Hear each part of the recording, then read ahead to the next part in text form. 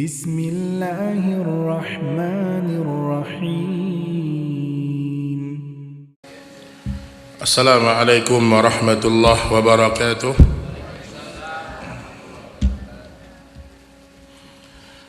Innal hamdalillah nahmaduhu wa nasta'inuhu wa nastaghfiruh wa natubu ilayh wa na'udzu billahi min shururi anfusina wa sayyiati a'malina. Man yahdihillahu fala mudilla lahu wa man yudlil fala hadiya lahu. Asyhadu an la ilaha illallah wahdahu la syarika lah wa asyhadu anna Muhammadan abduhu wa rasuluh. Ya ayyuhalladzina amanu taqullaha haqqa tuqatih wa la tamutunna illa wa antum muslimun. Amma ba'du, kaum muslimin dan kaum muslimat, ikhwan dan akhwat rahimani wa rahimakumullah. Alhamdulillah, pada pagi hari ini kita bersyukur kepada Allah yang selalu memberikan kepada kita nikmat, anugerah dan karunia yang tiada tara. Pada pagi hari ini kita dimudahkan oleh Allah untuk mempelajari sebagian dari agama kita yang mulia ini. Terlebih sebentar lagi kita menghadapi atau berjumpa dengan bulan yang penuh dengan keberkahan. Bulan yang dengannya Allah Subhanahu wa ta'ala turunkan Al-Quran. Bulan yang dengannya Allah Subhanahu wa ta'ala menjadikan ada satu malam yang lebih baik daripada berapa bulan? 1000 bulan. Allah menjadikan di bulan-bulan tersebut dibukalah pintu-pintu surga, ditutuplah pintu-pintu neraka Allah Subhanahu wa ta'ala, wa suffidatis syayatin, dan dibelenggulah para syaitan. Rasulullah sallallahu alaihi wasallam bersabda, "Idza jaa Ramadan futihat abwabul jannah wa ghaliqat abwabun nar wa suffidatis syayatin." Kalau telah datang bulan Ramadan, maka dibukalah pintu-pintu surga. Maka sebagian ahli tafsir mengatakan pintu surga dibuka maksudnya pintunya benar-benar dibuka. Dan makna dari dibukanya pintu surga maksudnya pintu tersebut terbuka dan dimudahkan orang-orang untuk melakukan amal soleh. Yang tidak pernah berpuasa kemudian dia berpuasa, yang mungkin dia sangat jarang tahajud, dengan adanya tarawih yang diadakan di awal malam maka dia pun tarawih. Artinya dibukalah kesempatan orang-orang untuk melakukan amal soleh. Wa ghaliqat abwabun nar, ditutupnya pintu-pintu neraka maksudnya benar-benar pintunya ditutup. Atau makna yang kedua adalah seorang cenderung meninggalkan dosa dan maksiat. Ditutuplah tempat-tempat maksiat seminggu pertama. Seminggu kedua buka lagi. Tapi intinya kata para ulama, seorang ketika datang bulan Ramadan maka lebih cenderung ingin melakukan kebaikan di waktu siang dan di waktu malam. Baik Bapak Ibu sekalian rahimani wa rahimakumullah, maka menjadi sebuah pertanyaan besar, apa yang sudah kita persiapkan untuk menjambut bulan yang penuh dengan keberkahan ini? Apakah kita mau seperti ini aja, padahal datanglah Ramadan, bulan yang penuh dengan kemuliaan? Apakah kita masih lalai dengan dunia kita? Apakah kita masih malas baca Quran? Apa kita masih malas tahajud? Apa kita masih susah untuk menyambung tali silaturahim dan semua ibadah yang lainnya? Maka pada kesempatan kali ini saya akan sebutkan beberapa amalan-amalan yang hebat, amal-amal terbaik yang seharusnya seorang hamba dia lakukan dan dia istiqamahkan selama datang bulan Ramadan. Dan semoga setelah Ramadan Allah mudahkan dia terus untuk melakukan ibadah tersebut. Ibadah yang pertama yaitu berkaitan dengan amalan hati, yaitu an-niyah. Bagaimana dia menjadi seorang muslim yang meluruskan niatnya untuk beribadah. Sebelum kita bicara sedekah, sebelum kita bicara masalah puasa, iktikaf, baca Quran, kemudian menyambung tali silaturahim, maka yang pertama kita perbaiki masalah apa? Niat. Kita ingat dengan ucapan Abdullah bin Mubarak rahimahullahu ta'ala. Siapa Abdullah bin Mubarak ini Bapak Ibu? Ada dua ulama Pak, yang kaya raya tapi ulama dia. Siapa yang pertama? Imam Abu Hanifah. Kaya raya tapi dia seorang pedagang kain. Dia berdagang kain, berdagang untuk mencari kehidupannya. Abu Hanifah, maka kata para ulama, Abu Hanifah di antara ulama yang tidak bisa diatur oleh penguasa. Maksudnya tidak bisa fatwa itu diatur karena dia tidak ada kebutuhan kepada harta-harta manusia. Abu Hanifah itu. Yang kedua siapa? Ini dia, Abdullah bin Mubarak. Abdullah bin Mubarak ini seorang ulama ahli hadis, tetapi dia juga kaya raya. Dan disebutkan dia pernah menghajikan satu kampung, dihajikan semua. Satu kampung. Dan dulu orang kalau haji lama sampai 3 bulan, mungkin 6 bulan. Setelah mereka pulang dari haji tersebut, ternyata rumah mereka sudah direnovasi semuanya. Ini ulama-ulama di masa dulu. Tapi mereka jarang, ya atau tidak? Jadi jarang terkumpul pada diri manusia kaya dan berilmu, jarang. Yang ada kaya raya, tapi mungkin secara ilmu dia bukan ulama. Atau sebaliknya, dia seorang ulama besar, tapi dari sisi harta dia tidak terlalu besar hartanya. Nah, kata Abdullah bin Mubarak, seorang ulama yang kaya raya ini, dia mengatakan, rubba amalin saghir tu'azzimuhun niyah. Perhatikan ini coba.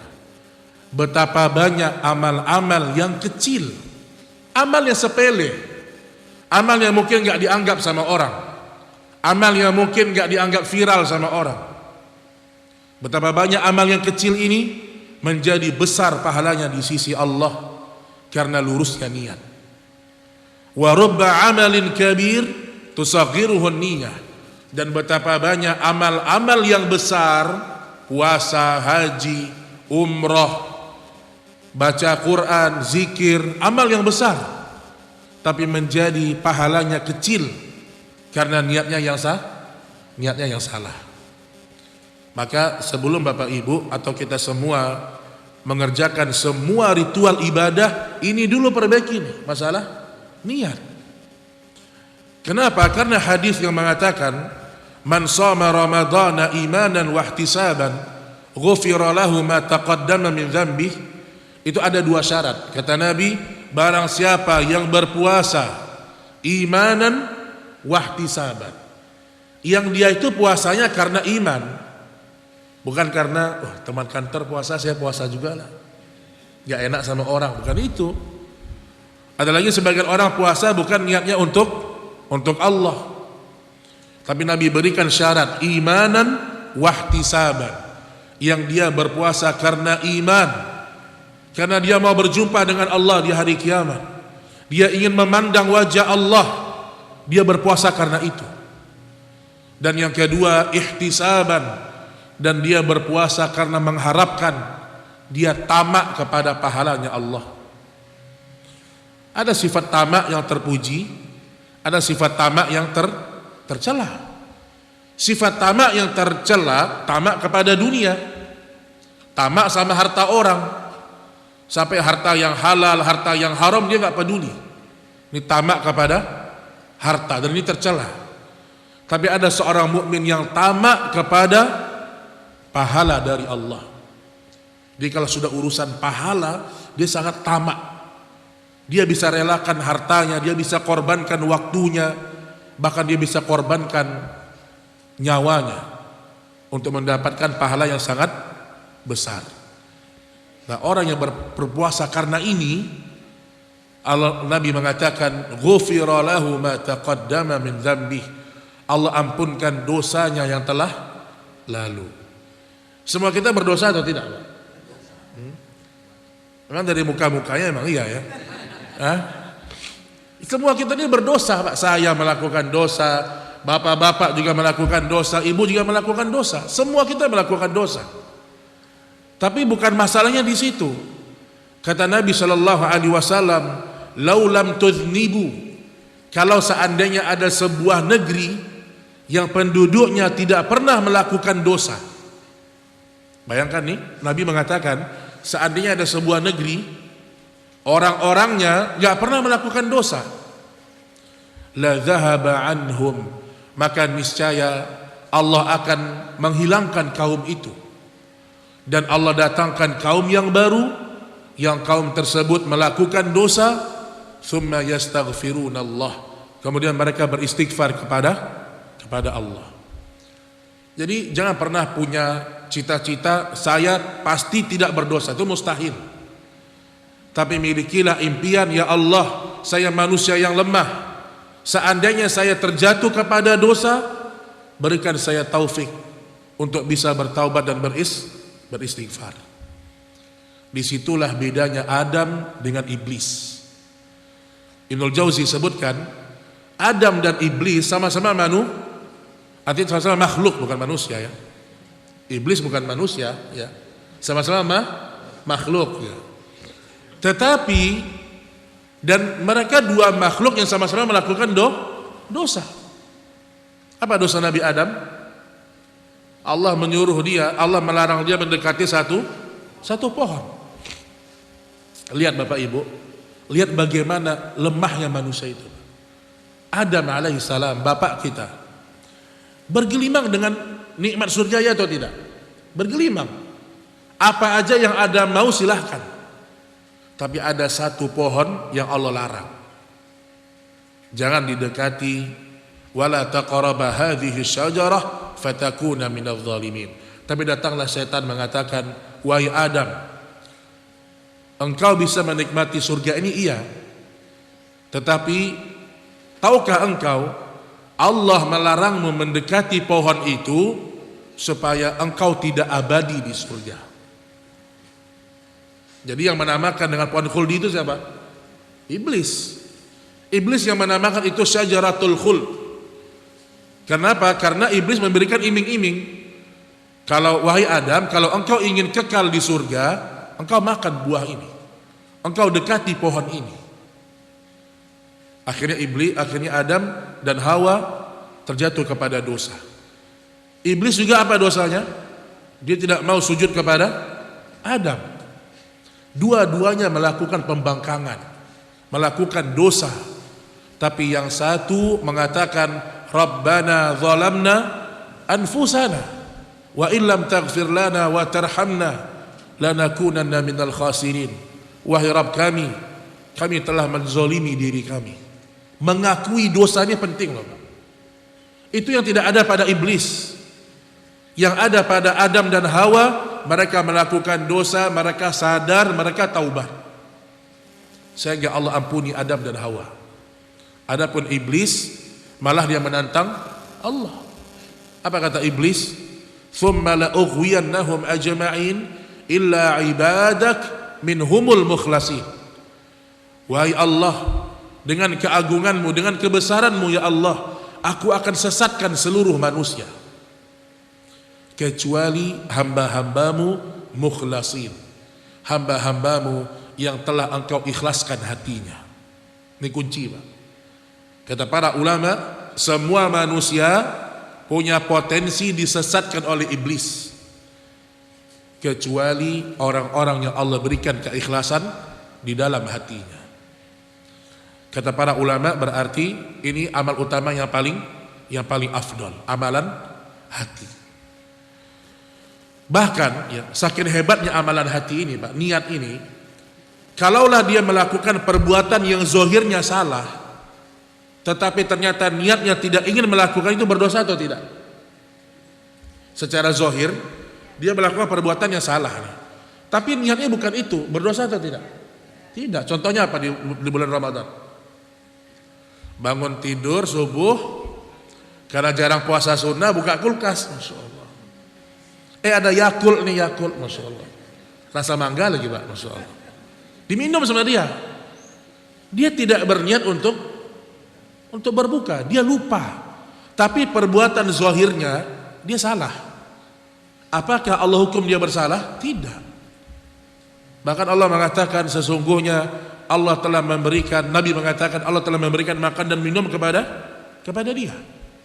Jadi maksud saya, amalan hati itu menjadi penentu dari setiap perbuatan yang kita lakukan. Amalan hati. Jadi jangan kita bermudah-mudahan dengan amalan hati. Baik, adapun berkaitan dengan Ramadan, saya sebutkan sedikit fikihnya. Nabi SAW mengatakan, "Man lam yajma' as-siyam qabla al-fajri fala siyamalah." Barang siapa yang tidak berniat berpuasa sebelum fajar, maka tiada baginya puasa tersebut. Maka di sini para ulama mengatakan puasa harus ada niat.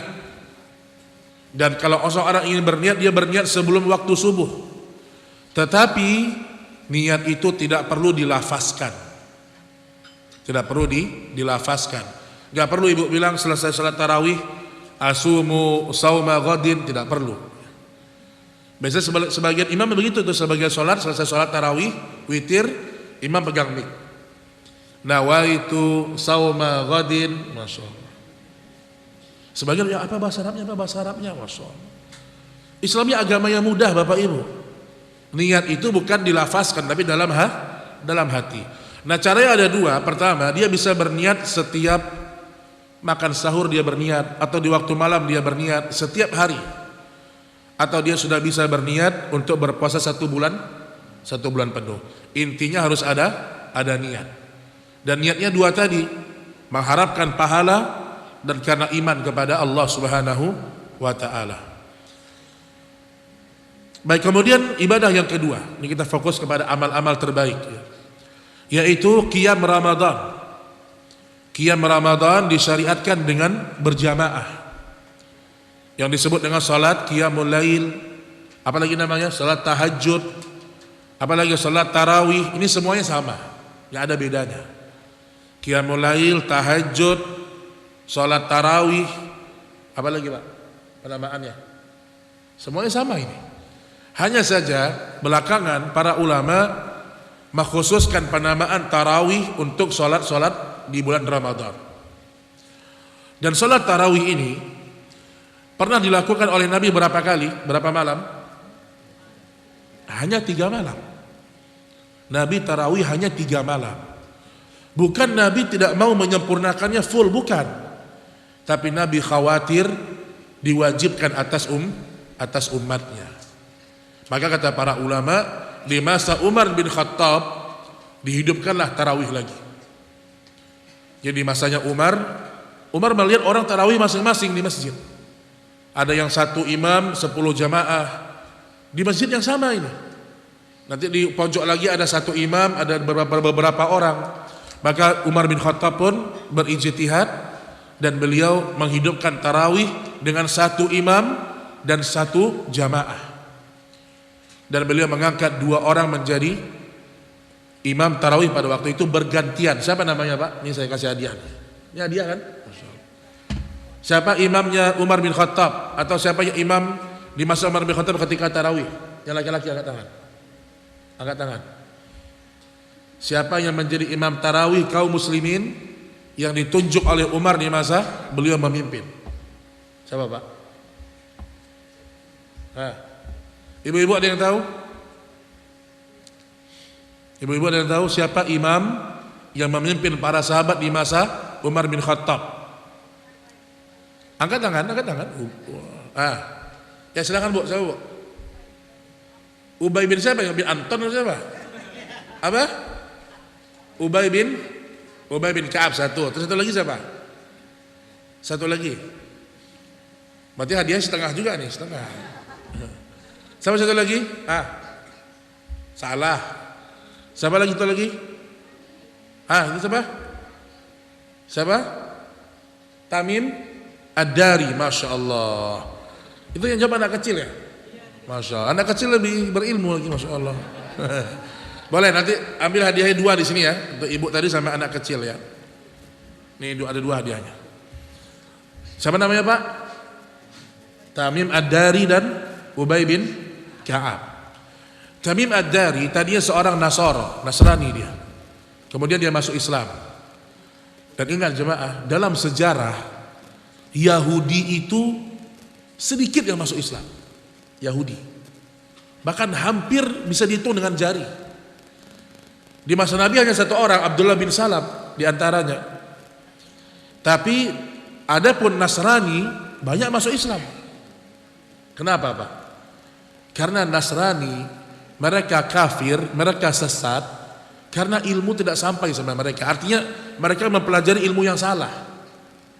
Ketika sampai kebenaran kepada mereka, mereka akan istiqomah. Itu Nasrani. Adapun Yahudi beda. Yahudi menolak ilmu, menolak hidayah murni karena kesombongannya. Maka kata para ulama, Yahudi dan Nasrani ini dua-duanya kaum yang Allah murkai. Tetapi dalam sejarah kehidupan Yahudi sangat sedikit yang masuk Islam karena mereka orang-orang yang sombong. Tapi Nasrani mereka lebih cenderung cepat mendapatkan hidayah. Nah, di sini Umar mengangkat 2 imam dan mereka sholat dengan 11 rakaat. Ingat, bukan 21, bukan 23. Riwayat yang mengatakan tarawih 21, 23 riwayatnya dhaif. Jadi yang benar Umar melakukan salat tarawih bersama kaum muslimin dipimpin dengan 2 imam ini, itu jumlahnya 11 rakaat. Persis dengan apa yang disampaikan oleh Aisyah, Rasulullah tidak pernah salat malam lebih daripada 11 rakaat. Maka Syekh Albani dia menguatkan pendapat lebih daripada 11 tidak sesuai dengan sunnah. Ini pendapatnya Syekh Albani dan ini lebih kuat dan ini lebih kuat secara dalil. 11 rakaat. Baik, apa keutamaan ya jemaah sekalian rahimani wa rahimakumullah? Rasulullah sallallahu alaihi wasallam pernah bersabda, "Man shalla ma'al imam hatta yansarifa kutiba lahu qiyamul lailah." Barang siapa yang salat bersama imam, salat apa maksudnya? Tarawih. Dan dia salat tarawih sampai selesai, sampai tuntas, sampai witir. Apa pahalanya? Allah tuliskan baginya pahala salat semalam suntuk. Bayangkan. Dan tarawih ini dimajukan waktunya di masa kita, alhamdulillah. Jadi jangan sampai Bapak Ibu, betul tarawih ini sunnah hukumnya, tetapi kalau orang meninggalkannya, dia meninggalkan kebaikan yang sangat banyak. Kita tarawih berapa menit, Pak? Jangan 7 menit lah. 7 menit itu sudah rekor dunia sudah. Indonesia itu rekor dunia. Tarawih 23 rakaat 7 menit. Dapat penghargaan dunia, Masya Allah. Tarawih tercepat di dunia. Masya Allah ya. 7 menit, Pak. Nah, anggaplah kita tarawih setengah jam. Anggap setengah jam. Itu mungkin sudah protes sebagian orang. Setengah jam. Kalau kita ikhlas, ingat kita lurus, tata caranya sesuai sunnah, selesai kita tarawih setengah jam itu, maka Allah tuliskan bagi kita salat semalam suntuk. Lihat bagaimana rahmat Allah, bagaimana pahala yang berlimpah diberikan kepada orang-orang yang salat tarawih, terutama laki-laki berjamaah di masjid. Adapun bagi wanita kembali kepada hukum asal. Wanita kalau dia mau berjamaah silahkan. Tapi kalau dia memilih salat sendirian di rumah, maka itu lebih afdal bagi dia. Itu lebih afdal bagi dia. Dan apa yang laki-laki dapatkan dari pahala semalam suntuk, maka wanita juga mendapatkannya. Apa dalilnya? Keumuman hadis Nabi sallallahu alaihi wasallam, la tamna'u ima Allah masajidallah wa buyutuhunna khairul lahunna. Jangan kalian larang wanita ke masjid, dan rumah-rumah mereka lebih afdal daripada masjid-masjidnya mereka datangi. Jadi ibu-ibu tidak perlu gelisah ya. Kalau seandainya ibu-ibu salat di rumah, mungkin karena ada yang diurus, walaupun salatnya sendirian, tapi kalau itu tarawih, maka tetap mendapatkan pahala semalam suntuk insyaallah ta'ala. Baik, kemudian ikhwatal iman rahimani wa rahimakumullah, ini salat tarawih hendaklah kita perhatikan tentang kaifiat dan semangat itu dalam salat tarawih ini. Nah, biasanya orang ini banyak yang tidak tarawih, kenapa? Kebanyakan buka bersama, Masya Allah. Buka bersama alumni SMP ini, Masya Allah. Alumni SMA. Kemudian buka puasa ini kelompok, kebanyakan. Kalau kita buka bersama, kemudian ada salat maghribnya berjamaah masih oke lah. Ada tarawihnya masih oke. Tapi kebanyakan kalau sudah buka bersama gimana? Bablas. Isya bablas sudah, ngobrol sampai kadang-kadang jam 10, jam 9. Pulang udah gak sholat tarawih dia. Sebagian lagi ikut buka bersama, dia gak puasa. Masya Allah. Ada juga itu, Pak. Memang manusia-manusia parah ini. Orang berbuka, dia berbuka juga. Masya Allah. Padahal dia gak puasa. Jadi bagi sebagian orang, Ramadan itu hanya sebagai formalitas. Formalitas. Maka nanti saya akan sebutkan ucapan Ibnu Rajab. Ibnu Rajab mengatakan apa? Tingkatan puasa yang paling rendah menahan lapar dan haus. Itu paling rendah itu.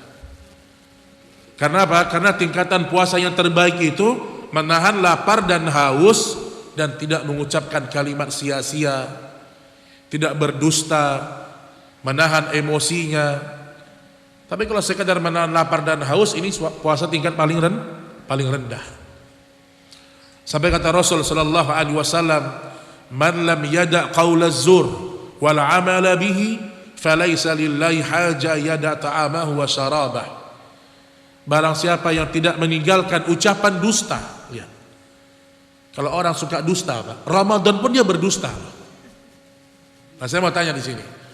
Dusta ini haram atau tidak? Haram. Kecuali di tiga tempat. Siapa yang tahu? Masya Allah. Ini penghematan waktu nih, langsung dibagi aja hadiahnya. Dusta dibolehkan kecuali di 3 tempat. Siapa yang tahu? Bapak-bapak dulu. Dusta itu nggak boleh, Pak, kecuali di 3 tempat dalam hadis. Nah, siapa yang tahu? Kenapa? Kurang menarik ya? Atau mau duit? Masya Allah. Siapa yang tahu? Ibu-ibu, siapa yang tahu? Silahkan. Ya, silahkan, Bu.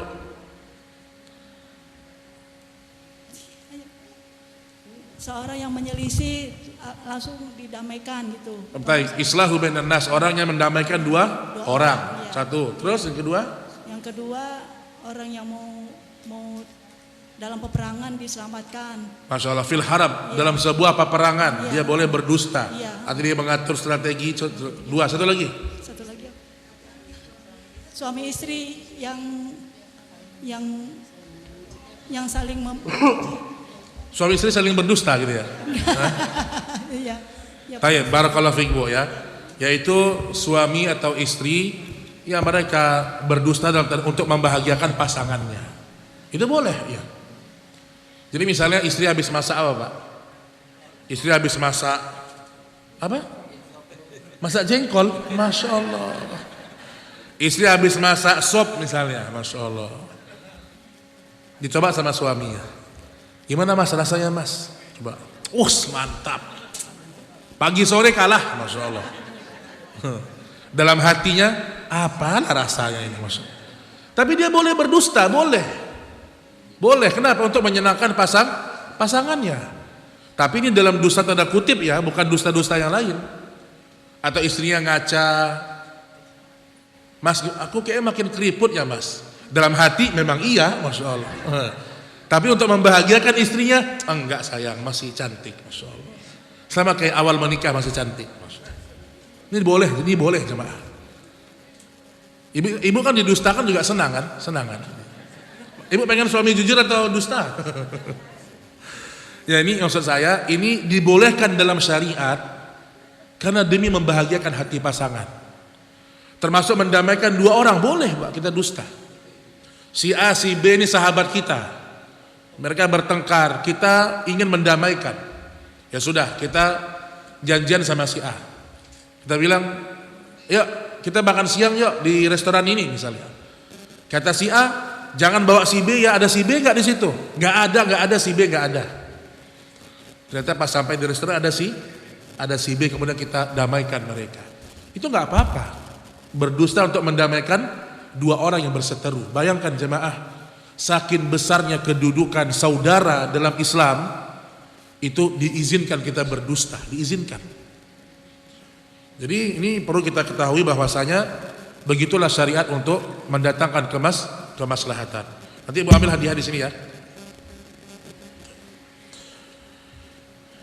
Baik, namun dusta dari tiga selain itu maka hukumnya haram. Kata Nabi Shallallahu Alaihi Wasallam, barang siapa yang mengucapkan kalimat dusta dan melakukan perbuatan-perbuatan tercela atau dusta, falaisa lillahi hajah, kata Nabi, maka Allah tidak pernah butuh dengan lapar dan hausnya. Allah enggak butuh dengan dia meninggalkan makanan dan minumannya. Bahasa kasarnya, daripada ente dusta, ente makan aja deh gitu. Itu bahasa kasarnya. Ngapain nahan-nahan minuman, ngapain nahan-nahan makan? Kalau engkau masih berdusta wahai mukmin, lebih baik engkau batalkan puasamu. Begitu kira-kira. Jadi walaupun kita berpuasa tapi kita berdusta, puasanya tidak batal, tetapi kesempurnaan pahalanya drastis berkurang. Bahkan mungkin bisa tidak mendapatkan pahala. Sekedar menggugurkan kewajiban sebagai seorang muslim. Itu dia amal yang kedua, tarawih ya.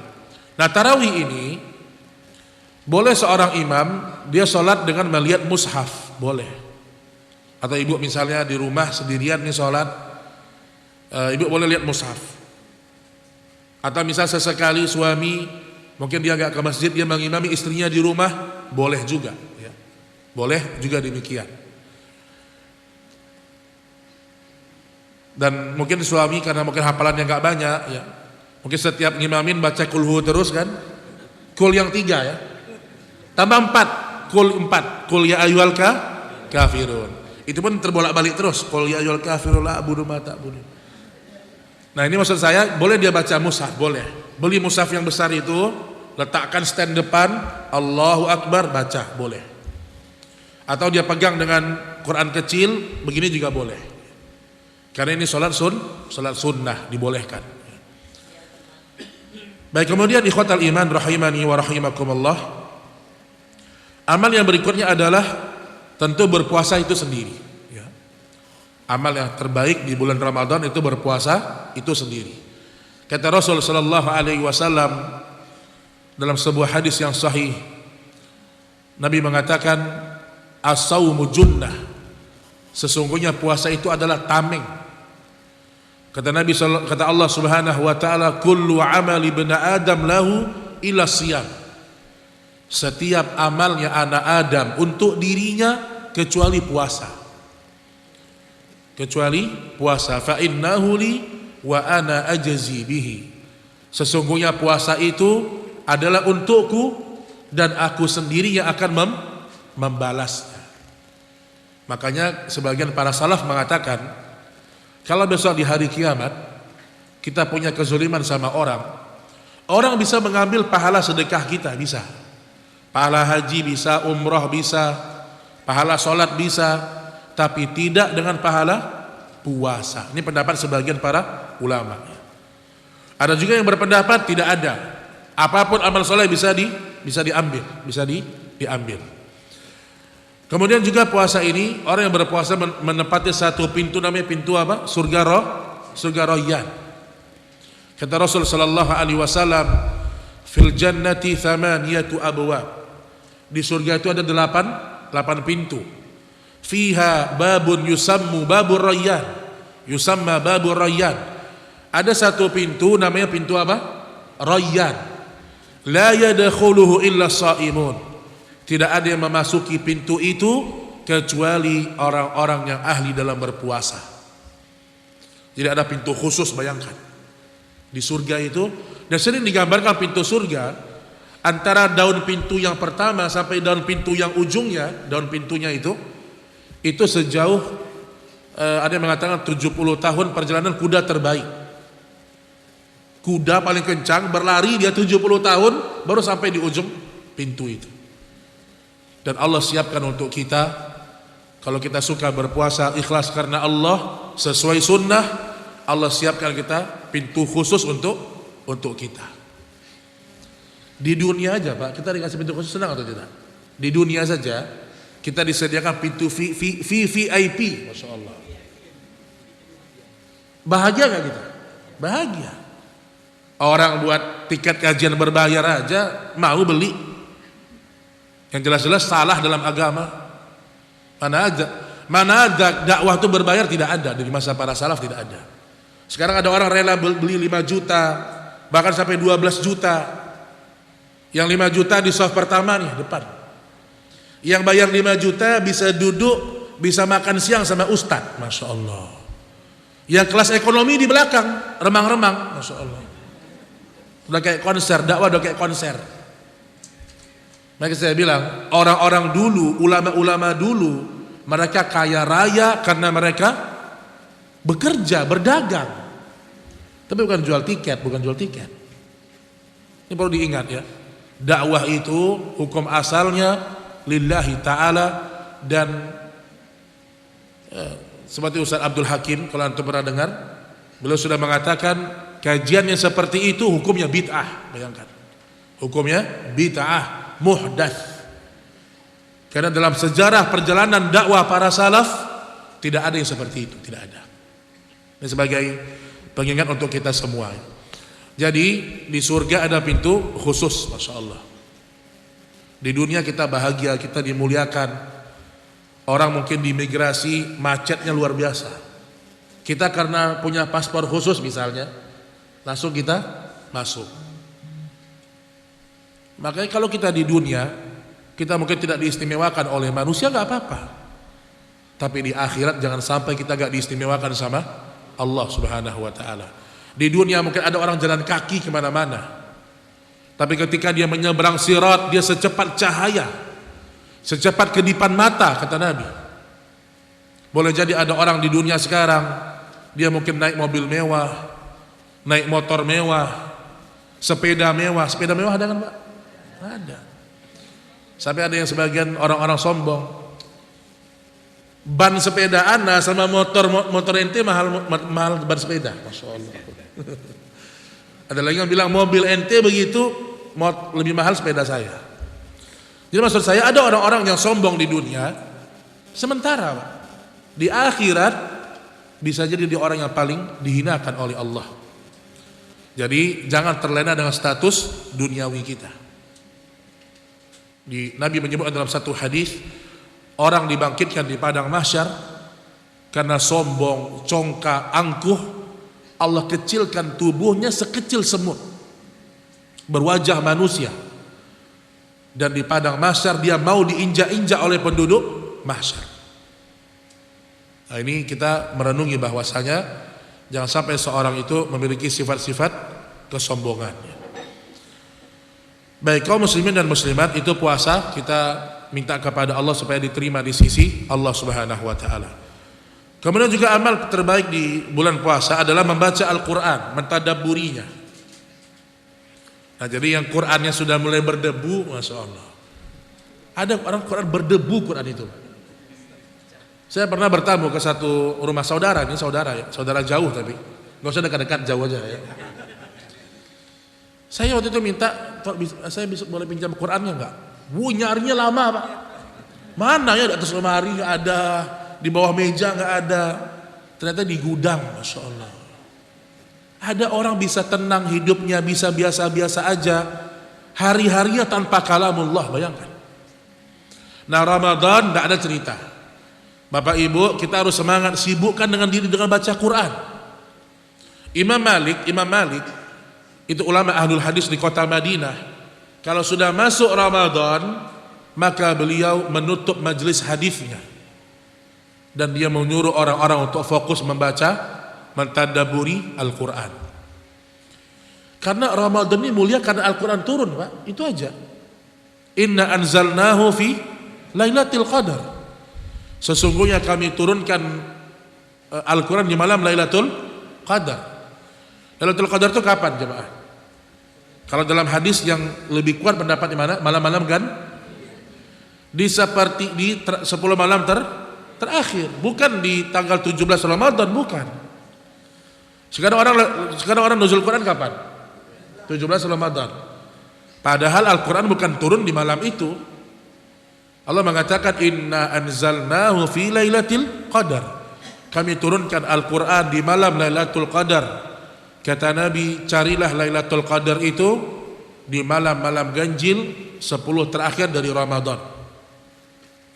Bisa 21, 23, 25, 27, 29. Ada sebagian salaf mengatakan kalau kalian terluput dari malam-malam itu, jangan tinggalkan malam ke-27.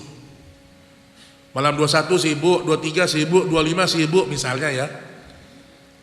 Udah Rasul kalah sibuknya sama dia. Malam 27 jangan dia tinggalkan, itu kata Nabi. Dan para ulama sebutkan karena boleh jadi di malam tersebut. Jadi banyak-banyak baca Quran. Kalau bisa sehari 3 juz, bisa atau tidak ibu-ibu? Ini insya Allah orang Indonesia kan? Ada insya Allah yang benar, ada insya Allah orang Indonesia. Kalau insya Allah orang Indonesia tuh insya Allah tuh iya deh. Belum tentu benar. Besok datangnya Pak ya, insya Allah iya atau enggak nih insya Allahnya. Kalau kita sudah bilang insya Allah, apa kata Syekh Utsaimin, engkau tidak akan tinggalkan kecuali benar-benar takdirnya Allah. Kita bawa nama Allah lah, insya Allah, kalau Allah menghendaki. Jadi sehari 3 juz minimal, berarti setiap 10 hari khatam. Kalau sehari sejuz itu masih sedikit. Sehari sejuz itu untuk orang yang di luar Ramadan sehari sejuz, itu iya. Kata Nabi sallallahu alaihi wasallam kepada para sahabat, iqra'u fi syahrin. Dalam hadis yang sahih ini, Nabi mengatakan bacalah Quran dalam 1 bulan. Maksudnya khatamkan setiap satu bulan. Kata sahabat ini, ya Rasulullah, ini ajidu quwwah. Ya Rasulullah, saya masih bisa lebih. Kata Nabi, selesaikan dalam 20 atau 2 minggu. Kata dia, ajidu quwwah, saya masih bisa lebih ya Rasulullah. Kata Nabi, setiap 1 minggu atau 10 hari. Saya masih bisa lebih ya Rasulullah. Kata Nabi, setiap 3 hari. Kata dia, saya masih bisa lebih ya Rasulullah. Kata Rasul, man khatamal Quran aqal min 3 layal lam yafqah. Barang siapa yang mengkhatamkan Al-Quran kurang dari 3 hari, maka dia tidak bisa memahami apa yang dia baca. Jadi sesemangatnya ibu-ibu baca Quran 3 hari batasnya. Berarti 10 juz ya. Maka keliru orang kalau dia mengkhatamkan Quran sehari 30 juz, keliru ini. Kecuali di Ramadan. Karena Imam Syafi'i membaca berapa? Imam Syafi'i 60 kali. Kata para ulama, di hari-hari biasa tidak boleh. Kita nggak akan bisa memahami apa yang kita baca, terlalu cepat berarti. Tapi di bulan Ramadan maka itu dibolehkan. Nah, nggak usah 60 kali, 3 kali khatam dalam 1 bulan. Gak bisa 3 kali, minimal sebulan sekali khatam Ramadan. Kalau bisa Bapak Ibu khatam juga terjemahannya. Jangan hanya khatam Arabnya saja. Jadi supaya kita isi Qurannya apa, kita tahu jadinya. Kalau udah pernah khatam terjemahan, tambah targetnya khatam terjemahan plus tafsir ringkas. Tafsir ringkas saja, tafsir muyassar. Jadi semakin kaya ilmu kita tentang masalah Kitabullah subhanahu wa ta'ala. Jadi kalau bisa kemana-mana ngaji ya, selama Ramadan itu Bu ya. Dan subhanallah, Jibril datang kepada Nabi di bulan Ramadan. Makanya saya sering memberikan sedikit tips ya. Kalau kita yang tidak hafal Quran, kalau bisa setiap tempat yang kita datangi ada mushaf di situ. Minimal ibu punya berapa? 7 mushaf mungkin. Atau bapak-bapak nih, 1 di mana? Di mobil 1. Sambil nunggu istri beli di pasar, baca Quran. Sambil nunggu antrian di pom bensin, baca Quran. Loh Pak, 1 huruf 10 kebaikan loh. Gak mesti baca tuh harus 1 halaman full, enggak. Antum baca misalnya 1 ayat, 2 ayat, itu dikali 10 berapa pahalanya? Orang baca saja Alif Lam Mim Berapa pahalanya itu? 30. Lagi ngantri baca Zalikal kitabu la raiba fih, baca. Udah berapa pahalanya? Sampai kata sebagian para salaf, tidak ada ibadah yang lebih banyak mencetak pahala kecuali membaca Quran. Membaca Al-Quran. Nah, satu letakkan di mobil, satu mushaf. Satu lagi mungkin di meja kantor, satu lagi mungkin di ruang makan. Ruang makan letakkan mushaf. Habis makan nih, bingung mau ngapain? Mungkin Qurannya mungkin ada di ruang tamu, jadi nggak jadi ngaji jadi apa? Karena Qurannya ada di sebelah meja makan, ambil baca. Biasakan seperti itu. Kan judul kita apa? Sibukkan diri dengan amal terbaik. Kita menjadi orang yang sok sibuk di Ramadan. Bisa ketemuan nggak Afan Anda sedang sibuk? Masya Allah. Jadi orang yang sibuk di bulan Ramadan. Temanin dong kesini, nggak bisa Afan, Anda sedang sibuk. Tapi sibuknya ngapain? Ibadah. Sibuknya ibadah. Jadi masuk Ramadan, jadilah orang yang sok sibuk. Beneran sibuk sebenarnya, bukan sok sibuk ya. Punya target 3 juz satu hari. Punya target lagi mungkin zikir sekian banyak. Ini penting ini. Jadi Al-Quran jangan sampai dilupakan. Baik, kemudian amal yang berikutnya, sedikit lagi jemaah sekalian, yaitu adalah sedekah. Amal sedekah. Imam Hasan Al-Basri, dia pernah mengajak murid-muridnya untuk pergi menyantuni orang-orang fakir. Kemudian tiba-tiba kata muridnya, wahai Hasan Al-Basri, ada satu lagi muridmu, dia sedang iktikaf. Kata Hasan Al-Basri, panggil dia, beritakan kepada dia hadis Nabi. Apa hadis Nabi? Dalam hadis yang sahih disebutkan, man kharaja min baitih, barang siapa yang keluar dari rumahnya, kemudian dia mengenyangkan orang-orang yang kelaparan, atau dia melunasi hutang orang yang kesulitan, atau dia meringankan beban saudaranya seiman, itu lebih dicintai oleh Allah daripada dia iktikaf 1 bulan di Masjid Nabawi. Kata Hasan Al-Basri, sampaikan hadis ini kepada dia. Jadi maksud saya, kalau kita nggak bisa iktikaf, maka jangan luput dari bersedekah. Yang bisa menggabungkan keduanya, iktikaf juga, sedekah juga, ini bagus. Tapi seandainya kita harus memilih nih, mungkin karena kantor nggak bisa ngantor, maka jangan pernah berhenti untuk bersedekah. Kenapa? Karena orang yang bersedekah, kemudian dia bantu orang, dia kenyangkan perut saudaranya seiman, itu lebih baik daripada iktikaf 1 bulan di masjid Nabawi loh. Bukan di Masjid Husnul Khotimah ini, bukan. Bukan di Masjid Istiqlal, bukan. Masjid Nabawi yang 1000 pahalanya. Orang kalau iktikaf ngapain aja Pak? Kalau iktikaf, nah, masalah ngopi nggak? Ya? Orang kalau iktikaf baca Quran, zikir, sholat sunnah, tahajud, nangis, masya Allah.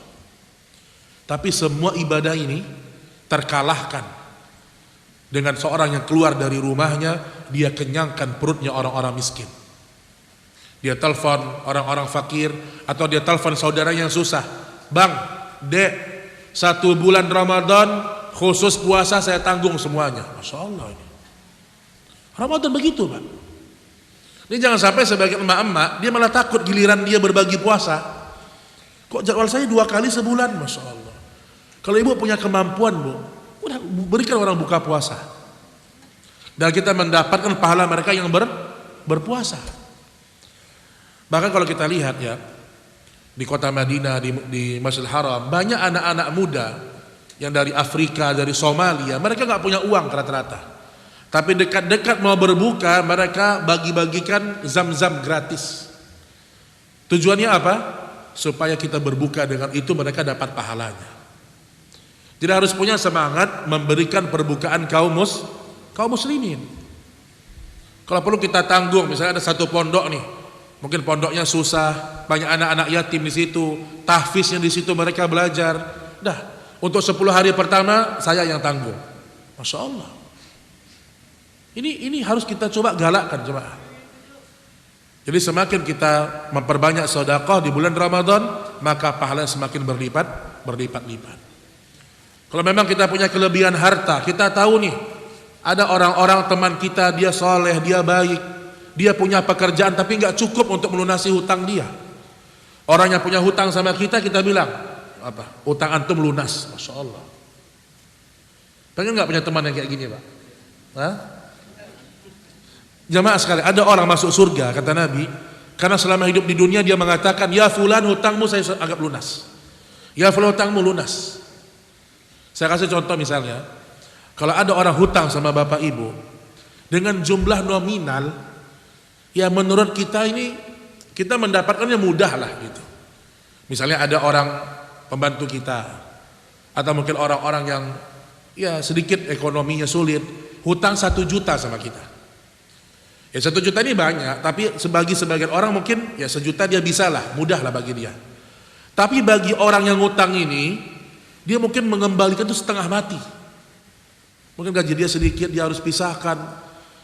Kalau kita lihat dia orang baik, dia punya attitude yang bagus mau membayar, kita bilang sama dia, udah Pak, utang Bapak lunas insya Allah. Bilang begitu. Terutama kalau hutang-hutang tersebut tidak membebani kita. Artinya uang itu balik, tidak balik sebenarnya enggak terlalu pengaruh gitu. Tidak terlalu pengaruh. Kalau hutang 2 miliar Ustaz, 2 miliar tagih aja. Jadi maksud saya, kita jangan terlalu bakhil ya. Kita jangan terlalu hitung-hitungan dengan apa yang kita keluarkan. Rasulullah pernah melihat Aisyah. Jadi ada orang diutus sama Nabi untuk mengambil barang-barang di rumah Nabi untuk disedekahkan. Aisyah radhiyallahu anha, ya biasa ibu-ibu ya kan. Aisyah memperhatikan barang-barang apa aja barang yang diambil. Apa lagi dia? Disebutkan Umdatul Mar'ah, disebutkan dalam kitab Umdatul Mar'ah, hadis sahih. Nabi melihat Aisyah terlalu fokus memperhatikan barang-barang yang disedekahkan. Oh dia ngambil ini, oh itu juga diambil ya, mungkin gitu kan. Oh kok ini juga diambil lah, misalnya begitu. Apa kata Nabi kepada Aisyah? Ya Aisyah, jangan engkau hitung sedekahmu, nanti Allah menghitung-hitung rezekinya kepadamu. Ya Aisyah, jangan perhitungan dengan apa yang engkau keluarkan, nanti Allah perhitungan dengan apa yang dia berikan kepadamu. Jadi maksud saya, kita sedekah memang kita tahu jumlahnya sekian, tapi jangan terlalu kita perhitungan. Misalnya nih, orang tua kita nafkahi mungkin setiap bulan kita kirim 5 juta misalnya. Tiba-tiba di Ramadan orang tua kita butuh. Jangan kita bilang, ya kan udah dikirimkan 5 juta kemarin. Jangan. Itu terlalu hitung-hitungan kita namanya. Keluar dari Indomaret, Masya Allah. Tadinya nggak ada, print nggak ada. Tiba-tiba pas keluar, print, Masya Allah. Itu cobaan juga, cobaan. Lagi puasa ini. Kita buka dompet, misalnya ada 100 ribu. Kalau kita berniat ingin sedekah, udah kasih aja 100 ribu. Jangan kita hitung-hitung, oh parkir cuma 5 ribu. Jangan. Kalau begitu kita beragama, kita nggak akan pernah punya hati yang lapang. Jadi makanya konsep sedekah itu kan 2, tidak terlalu berlebih-lebihan dalam sedekah sehingga kita menjadi kesulitan, atau tidak terlalu bakhil terhadap sedekah kita. Jadi nggak boleh juga kita bersedekah kemudian kita akhirnya kesulitan, kecuali kita sampai pada jenjangnya para sahabat. Kalau sahabat itu jemaah, dia pecahkan kurma jadi 2, hanya itu yang dia punya, kemudian dia mengatakan setengah ini untukku, setengahnya untuk saudaraku. Itu sahabat. Kalau orang-orang Ansar mengatakan apa, walau kana bihim khasasa, orang-orang Ansar itu muhajirin butuh, saya juga butuh, tapi muhajirin lebih butuh daripada saya, diutamakan muhajirin. Jadi kalau sahabat itu mereka sampai pada tingkat, kalau saudara saya lebih butuh, walaupun saya butuh, saya utamakan saudara saya. Jadi sedekah jangan pernah terlalu dihitung-hitung. Dan kalau bisa sedekah itu kita tidak perlu ya terlalu semua terang-terangan. Kalau zakat terang-terangan itu tidak masalah, karena itu kewajiban agar orang nggak nuduh kita. Tapi kalau sedekah yang bisa kita sembunyikan, sembunyikan. Misalnya nih, kita sedekah di masjid Ramadan, udah nggak perlu, cukup mungkin panitia tahu, cukup itu. Atau misalnya via transfer, kita transfer untuk masjid misalnya 300 juta, Masya Allah. Karena panitia bilang, mohon konfirmasi. Nggak usah konfirmasi. Yang penting duitnya masuk, selesai. Latih diri untuk ikhlas. Mau jadi sponsor dakwah, nggak mesti selalu ditulis lambang logo kita, nggak mesti. Sekarang subhanallah, saya tidak melarang ya. Sebagian orang buat flyer kajian, Ustadz Fulan, kemudian ada sponsor. Sponsornya puluhan, Masya Allah. Kalau saya berpikir, coba sesekali kita sponsori dakwah tanpa orang tahu dari kita. Ustadz Firanda kan ngomong gitu kemarin. Sampai Ustadz Firanda tulis rambu-rambu dalam dakwah, antum baca itu. Ustadz Firanda melihat bagaimana fenomena dakwah ini sudah perlu diingatkan lah. Salah satu yang beliau kutip apa? Kita melatih jamaah kita untuk ikhlas. Misalnya nih, ada sponsor baju muslim. Dia bilang, Ustadz, buat daurah Ustadz, 3 hari. Nanti semua biaya dari kami. Ada 3 sponsor. Nah, latihlah kita ini untuk udah. Ustadz, kami nggak perlu dipublis, nggak perlu pasang logo kami Ustadz. Yang penting daurah berjalan. Oh ini top ini Pak. Sekarang kan tidak. Sekarang seakan-akan dalam dakwah dia mengambil keuntungan jual beli, ya atau tidak? Ada kajian, kemudian di situ dia berjualan di bawah tuh.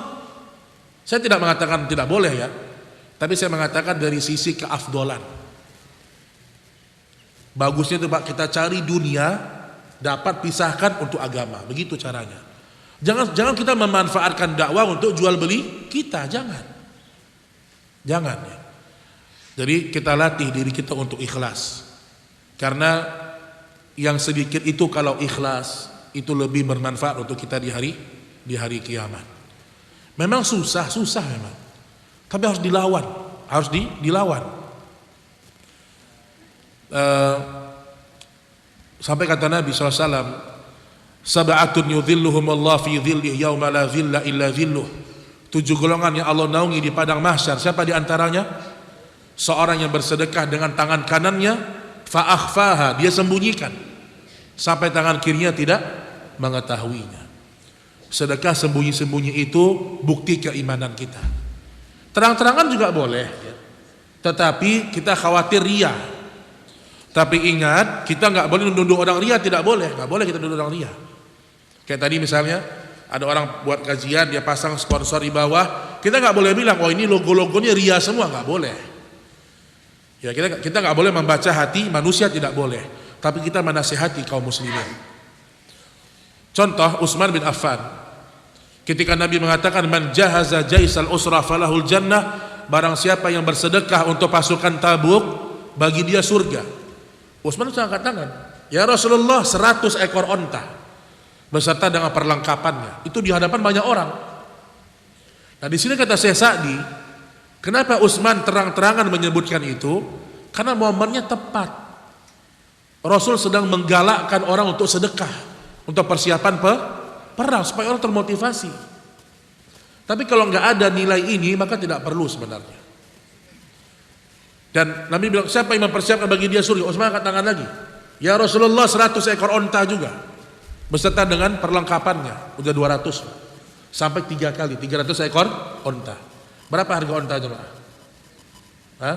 Onta yang kurus saja, onta diet berapa harganya? Ya. Anggaplah onta harga 50 juta kali 300 berapa? Berapa Pak? 1,5 M ya? Sekali sedekah 1,5 miliar. Tapi kita nggak boleh bilang, oh berarti ini riya, enggak. Jadi terang-terangan itu terkadang mendatangkan manfaat juga untuk menambah semangat kaum muslimin. Misalnya ada pengurus masjid mengumumkan masuk Ramadan, Masya Allah kita membutuhkan buka puasa sekian, program iktikaf sekian. Ada satu warga angkat tangan, Pak Ahmad Pak 500 juta, Masya Allah. Jangan kita bilang, oh ini riya si Ahmad ini, enggak. Itu urusan dia dengan Allah. Tapi perbuatan dia seperti itu dalam agama dibolehkan. Catat ya Ahmad yang tinggal di belakang masjid, Masya Allah. Apakah boleh kita bilang dia riya? Tidak boleh. Karena itu hati manusia kita nggak tahu. Cuman ulama menasihati, potensi riyanya lebih besar. Baik, kemudian ikhwatal iman rahimani wa rahimakumullah, Udah capek antum ya? Hah? Belum. Baik, kemudian ya, beberapa keringanan orang yang dibolehkan tidak berpuasa. Jadi jangan dipaksa dia untuk puasa. Beberapa keringanan. Pertama, musafir, orang yang safar. Orang yang safar maka diberikan dia rukhsah untuk tidak berpuasa. Baik safarnya berat maupun ringan. Dulu pernah sahabat mereka safar sama Nabi, sebagian ada yang puasa, sebagian ada yang tidak. Maka Nabi pun tidak mencela mereka. Yang berpuasa, Nabi mengatakan kalian bagus berpuasa.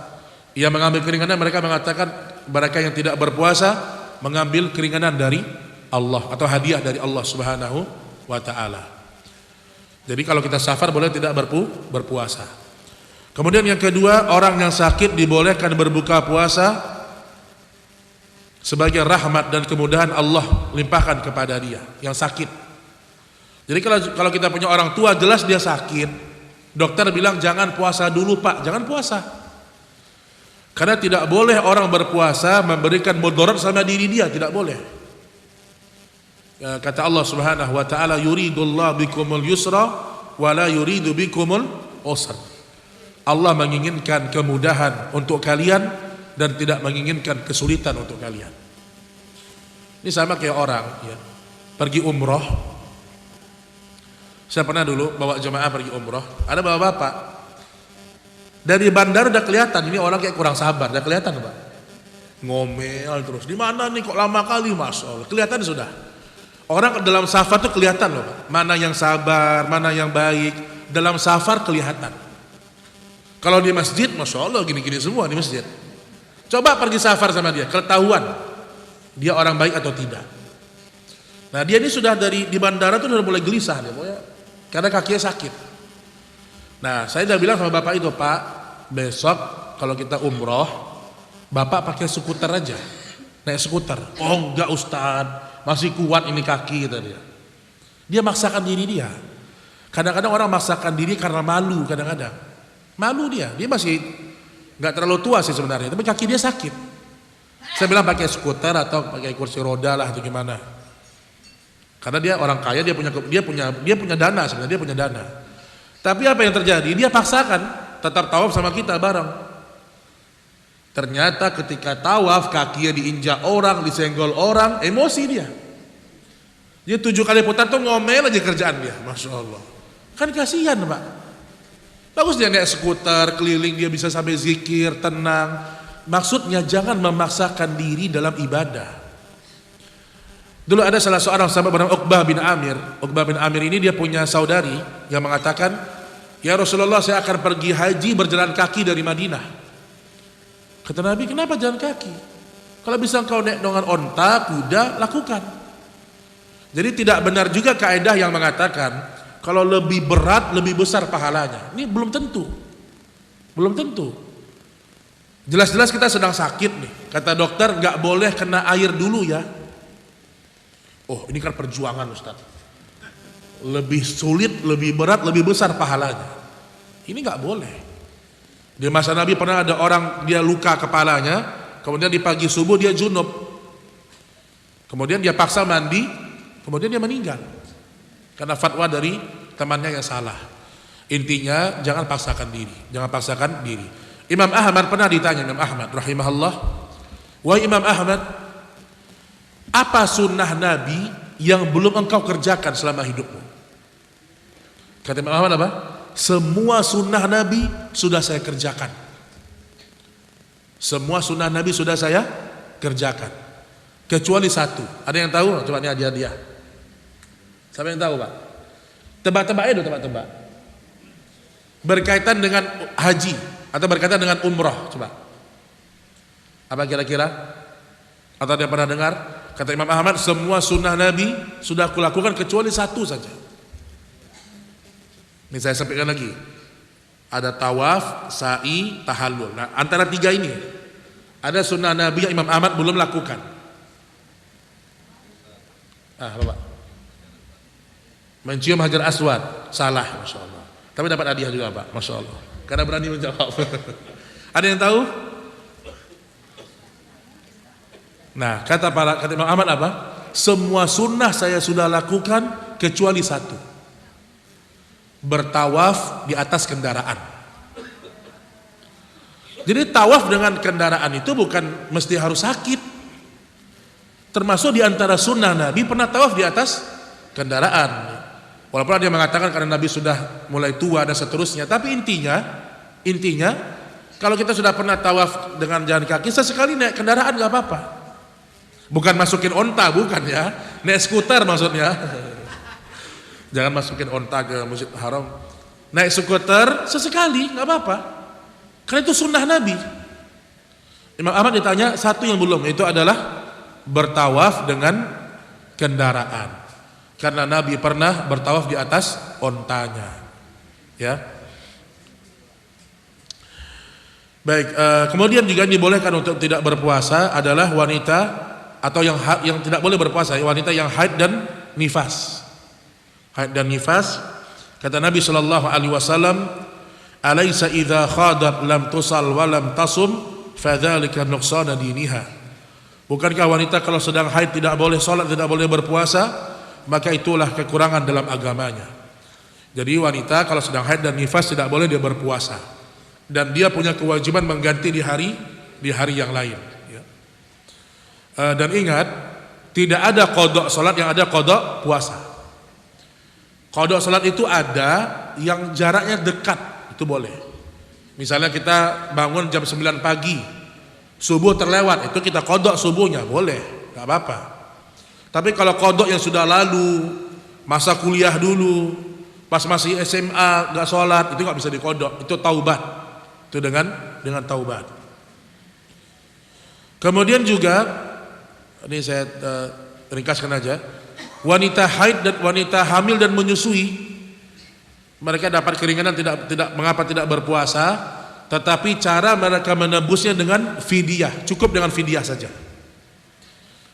Tidak perlu dengan qada, cukup dengan fidyah. Dan ini pendapat yang paling kuat. Karena ini pendapatnya Abdullah bin Umar, Abdullah bin Abbas. Pernah Hafsah, putrinya Umar, dia nanya, "Wahai ayahku, apakah aku harus mengqada puasaku karena hamil dan menyusui yang dulu?" Kata Umar, "Tidak, engkau cukup bayar fidyah saja." Ada pendapat yang mengatakan qada juga, fidyah juga. Tapi yang lebih tepat hanya fidyah. Ya. Kenapa? Itu lebih mudah bagi wanita hamil dan menyusui.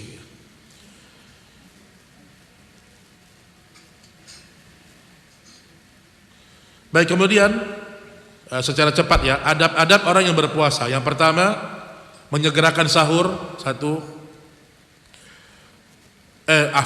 memperlambat sahur ya. Kata Nabi, "Tasahharu fa inna fi sahuri barakah." Jangan sahur jam 1:30, jangan, kecepatan ya. Kalau azan jam 5, sahur 4:30, oke. Karena semakin dekat ke waktu azan, semakin besar pahalanya. Itu waktu sahur. Kemudian mempercepat berbuka puasa. Karena orang-orang Syiah mereka berpuasa ketika melihat bintang, itu orang-orang Syiah. Kalau kita berbuka puasa ketika terbenamnya mata, itu waktu maghrib masuk. Ustaz, ada 2 masjid, satu azan satu boleh, cari yang paling cepat.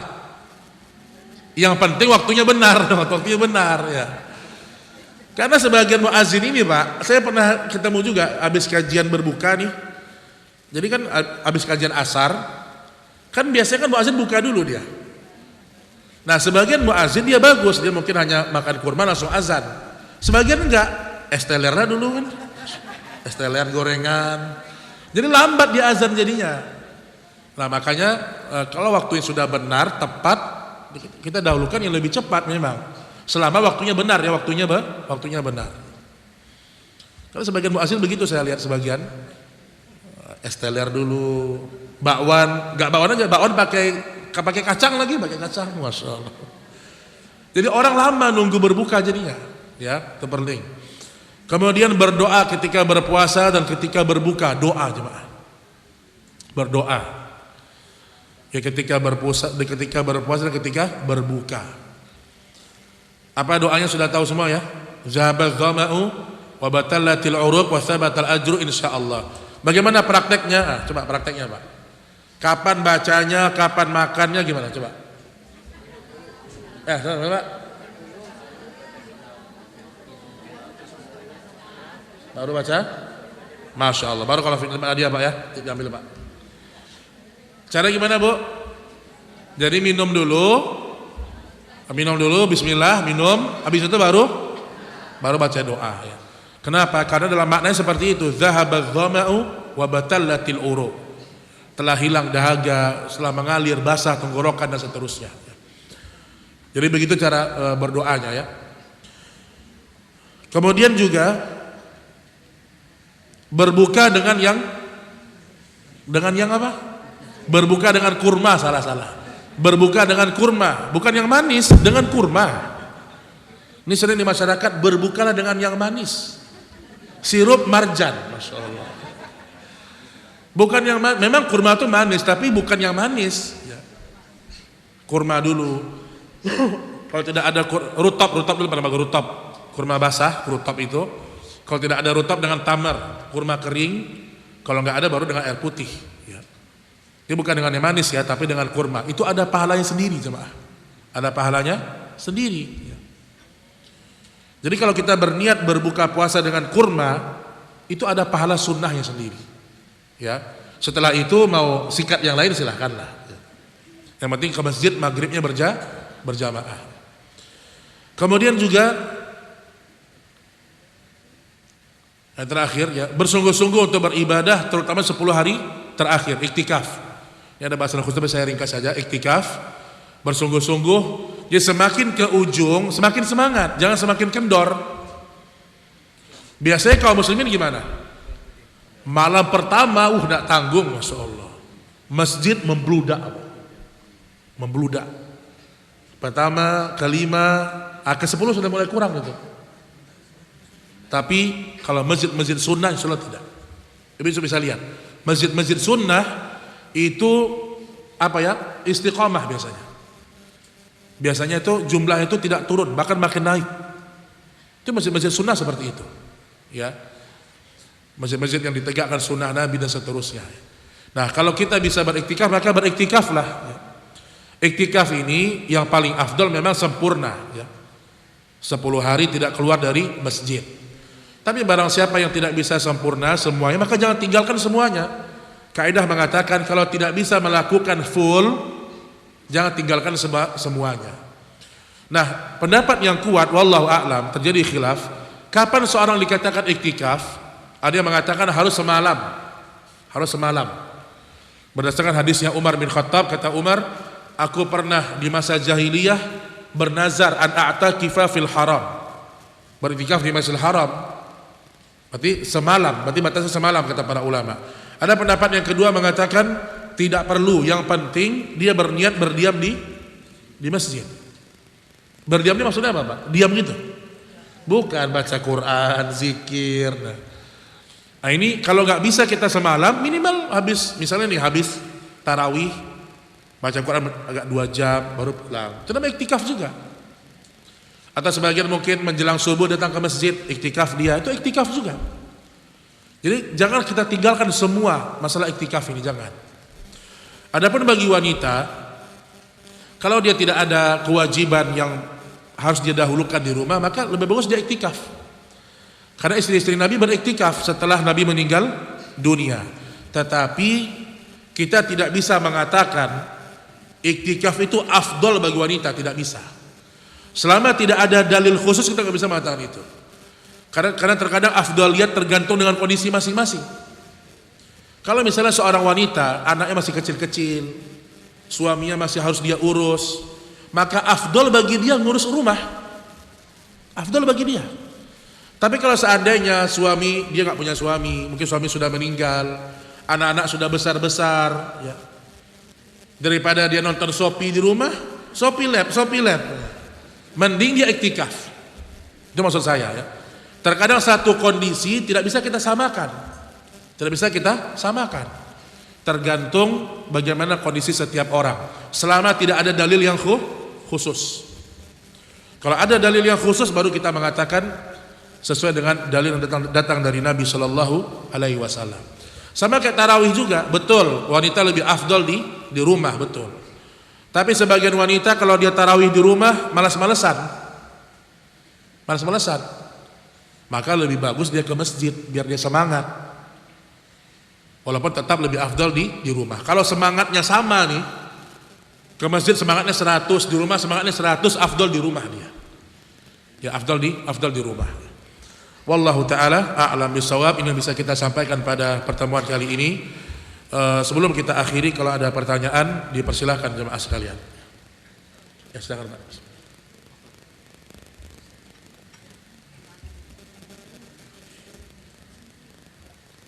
Assalamualaikum warahmatullahi wabarakatuh. Ustaz, saya pernah dengar bahwa bila ada undangan pesta pernikahan di satu gedung yang berkumpul lelaki dan perempuan itu tidak afdal atau mungkin haram, Ustaz. Nah, bagaimana tadi mengenai yang tadi Ustaz bilang misalnya buka bersama dengan sesama teman SMP, SMA seperti itu, Ustaz. Boleh satu lagi Ustaz bertanya? Ya, boleh Pak, silakan Pak. Kemudian yang kedua mengenai tarawih yang tadi Ustaz bilang kan 11 rakaat yang sunahnya 11 rakaat. Tapi misal di sekitar rumah itu semuanya 23 rakaat, apakah boleh kita pada saat 11 rakaat kemudian kita meninggalkan sholat tarawih berjamaah itu? Oh, 11 pulang kita gitu ya. 11 pulang. Iya, jasa kalau Ustaz. Baik, barakallahu fiik, ini bagus ya. Pertama berkaitan dengan masalah campur baur. Bagaimana hukumnya kalau kita hadir di satu pesta pernikahan, satu gedung, kemudian campur baur, ikhtilat. Ya. Hukum asalnya ikhtilat tidak boleh. Campur baur itu tidak boleh sebenarnya. Kecuali pada kondisi-kondisi yang tidak bisa dihindari. Kayak misalnya kita ke pasar, pasti campur baur kan, ikhtilat. Atau misalnya kita ke satu tempat.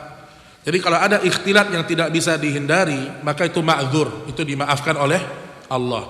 Dan kita harus ke sana gitu. Tapi ada ikhtilat-ikhtilat yang kita bisa hindari, lebih bagus kita hindari. Contoh acara pernikahan. Ya. Pernikahan yang benar harus dipisah laki-laki dengan perempuan. Jadi pintu masuknya beda atau minimal gedungnya beda. Ya. Itu yang paling utama ya.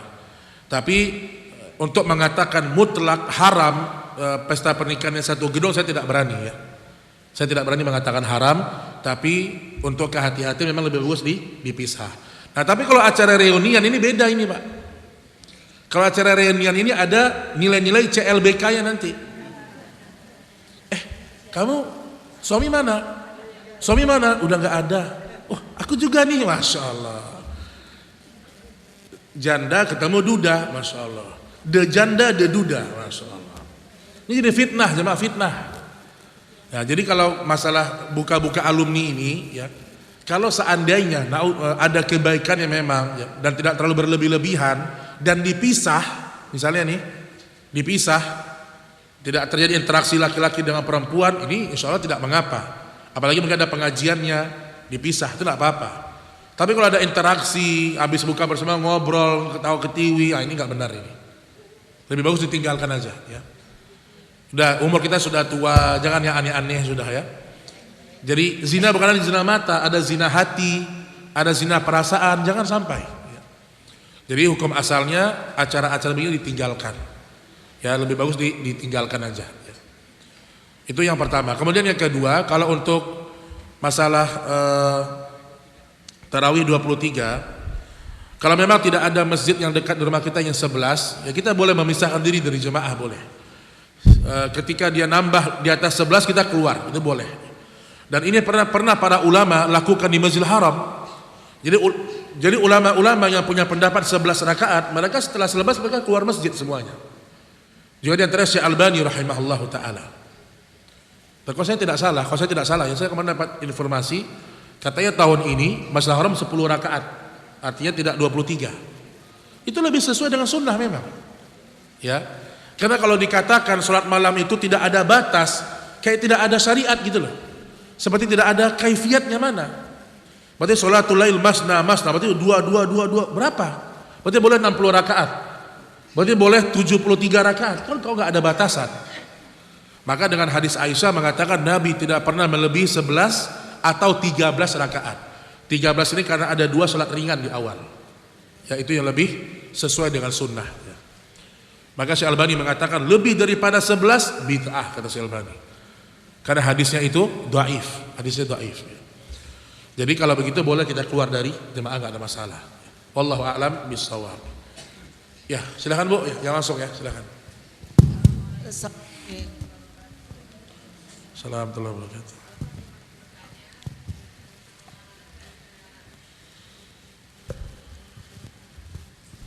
Halo, Pak Ustadz, saya ingin bertanya. Saya punya saudara saya itu punya kontrakan Pak Ustadz. Yang kontrak ini sudah 1,5 tahun nggak bayar. Ya, terus saudara saya ini yang punya kontrakan ini bingung karena di situ ada orang tua yang stroke. Kalau umpamanya, pertanyaannya kalau umpamanya saya usir berdosa nggak saya Pak Ustadz? Masya Allah, diusir. Ya, 1,5 nggak bayar Ustadz. ya baik, ya baik. Syukran. Assalamualaikum warahmatullahi wabarakatuh. Baik. Nah, jadi ini penting ya. Kita tidak boleh beragama dengan perasaan. Kalau memang secara akad sudah terjadi akad mungkin setahun dan seterusnya, ya sebenarnya kita tanda kutip kita mengusir dia dengan cara yang baik, itu kita tidak berdosa. Nggak ada masalah. Jadi jangan bermain dengan perasaan. Oh, tapi ada orang tua dia yang stroke. Ini bukan masalah itu. Ini masalahnya adalah muamalah. Ya ayyuhalladzina amanu aufu bil uqud. Wahai orang-orang beriman, penuhilah akad-akad kalian. Ketika kita mengatakan maaf ya Pak, Bapak cari tempat lain saja misalnya gitu, dengan cara selembut mungkin kita mengucapkannya, walaupun dia marah, dia jengkel, kita tidak berdosa. Kenapa? Karena kita memperjuangkan hak kita. Ini bicara hukum dulu nih, bicara hukum. Tapi kalau seandainya misalnya ibu ingin memberikan kelapangan untuk dia, memudahkan urusan dia, apalagi ibu lihat dia mungkin memang orangnya baik, orangnya bukan orang yang apa ya, haji mumpung ya, apa ibaratnya, dia pengen dikasihani terus, enggak. Kalau ibu kasih dia kelapangan, tentu Allah akan melapangkan kita juga di hari kiamat.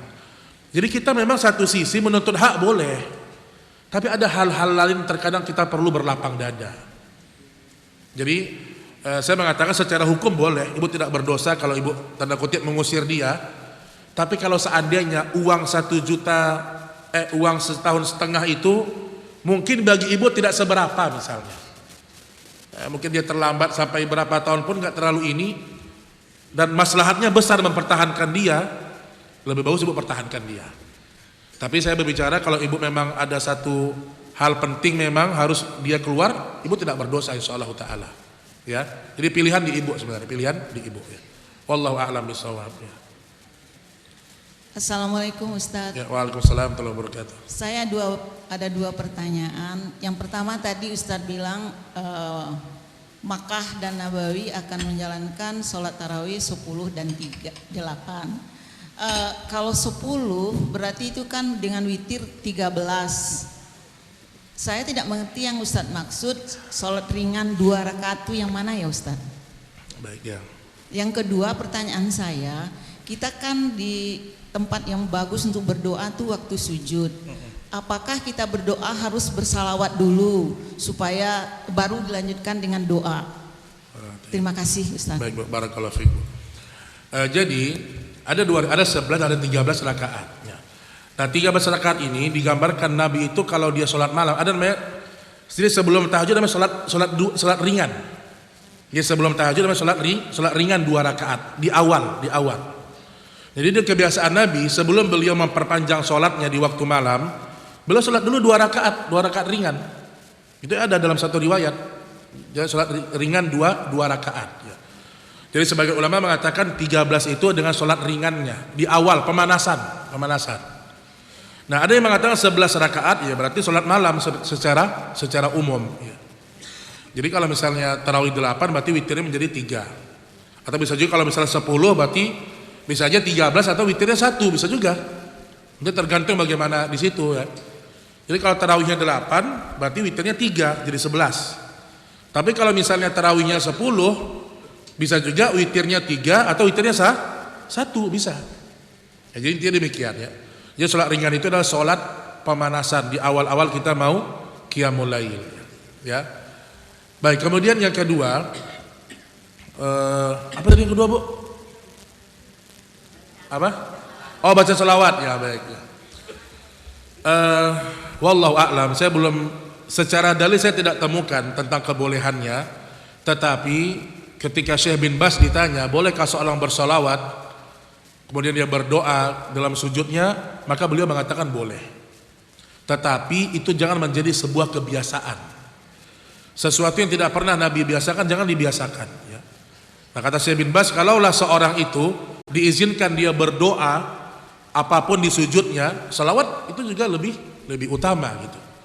Jadi nggak apa-apa, tapi jangan sampai kita mengkhususkan, harus jangan sampai, ya. Wallahu taala alam bissawab. Ustaz, apakah boleh membaca Quran yang tulisan Latinnya saja ketika sholat sunnah?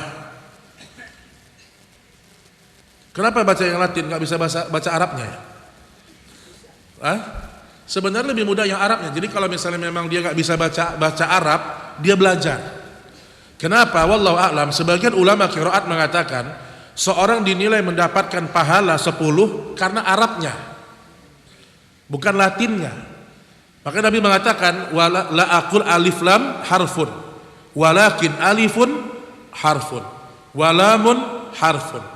Nabi mengatakan 10 pahala itu, aku tidak mengatakan alif lam mim 10 pahala, bukan.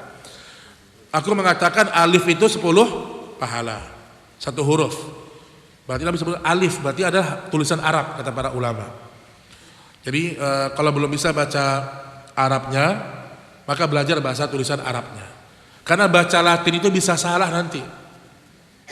Buktinya apa?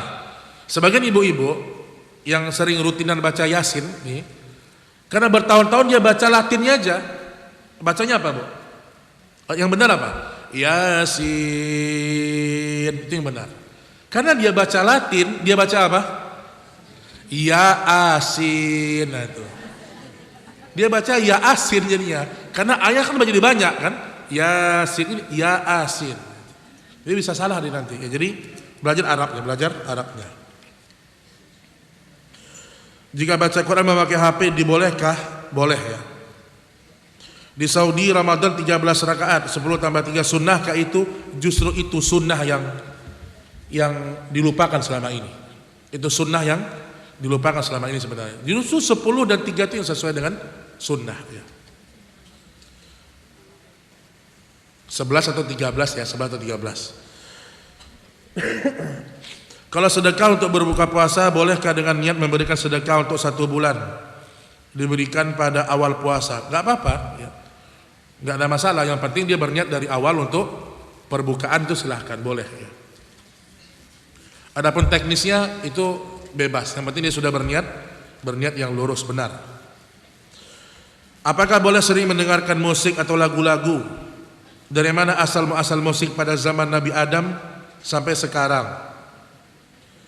Musik dari orang Yahudi dan Nasrani, itu hukum asalnya. Musik bukan dari Islam, bukan. Ya. Dan tidak ada namanya musik Islami, tidak ada. Musik tidak pernah masuk Islam, Musik itu hukumnya haram, tidak boleh ya. Dalilnya sangat banyak. Dan semua imam mazhab mengharamkan musik, mengharamkan musik. Kata Nabi SAW, akan datang satu masa orang-orang menghalalkan zina, wal khamra, wal ma'azif, dan alat-alat musik. Jadi yang haram itu bukan nyanyiannya, tapi alat musiknya. Adapun nyanyian tanpa alat musik itu boleh. Yang penting baitnya jangan sampai ada kesyirikan. Tak bisa hidup tanpamu, ini bahlul ini. Ini kesyirikan, nggak boleh. Ya. Engkau cahayaku, ini nggak boleh.